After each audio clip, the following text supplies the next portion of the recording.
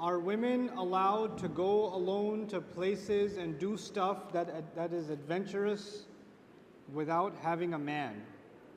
And is it important to get married? Okay. Okay. Good question. Women are allowed to go anywhere that is safe and deemed safe by the family.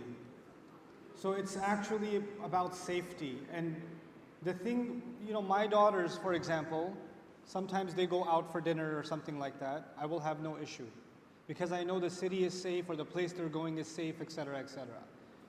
But when we have a society, where, like for example, I would not let my daughters go to Umrah alone. I wouldn't send them to, certain places alone. I wouldn't do it because I know it's not safe, right? So, in my understanding, this permission has to do with safety.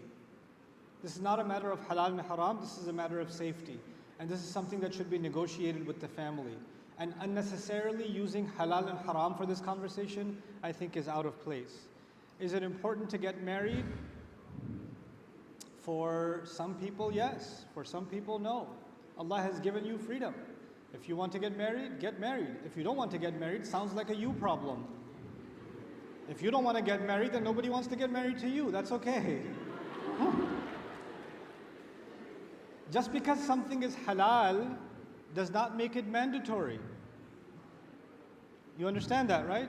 Coconuts are halal. I don't like coconuts. Ab khaye halal hai, nahi khane maine, nahi achhe lagte mujhe. It is not a necessity. Even the idea that the marriage is half of our deen is in general, it's a recommendation. But it's not an application for every human being. Not necessarily. Some of the greatest ulama that ever lived never got married. That happened. Both males and females never got married. This is not a condemnation. If you don't find the right person, what do you want to marry? A gada? You just don't marry. Don't marry. So, yes, I said that, yeah. So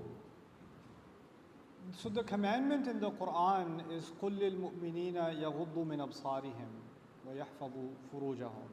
Tell believing men to lower their eyes, to lower part of their eyes, and to guard their shame.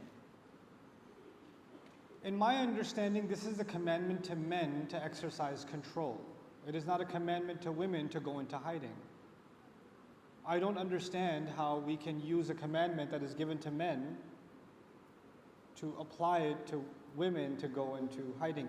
And historically, even in Al-Masjid al-Nabawi, according to Dr. Akram Nadwi's book Al-Muhaddithat, which I recommend you get. I recommend you get the book Al-Muhaddithat by Dr. Akram Nadwi, who documents the lives of over 2,500 Muslim women that were scholars throughout the history of Islam. And the fact that they used to teach both men and women throughout the history of Islam, including a female who was the teacher of Imam Ibn Hajar al-Asqalani rahimahullah, who wrote his commentary, Fathul Bari, the most detailed commentary on Bukhari available in the world, and his teacher was a female. And she taught him in Al-Masjid al-Nabawi. She taught in Masjid Nabawi. So the idea that women shouldn't be teaching, also, 70%, or I think maybe less now, but still a significant percent of the women that teach at, or the faculty that teaches at the International Islamic University of Malaysia is women. It's a big percentage that's women. So I don't see an issue with this.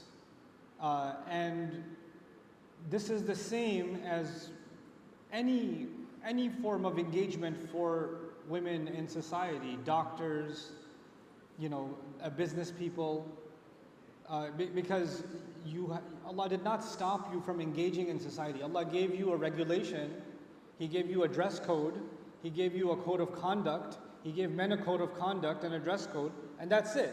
The rest of it is free reign. So I don't believe in increasing the interpretation of things that may be haram so loosely.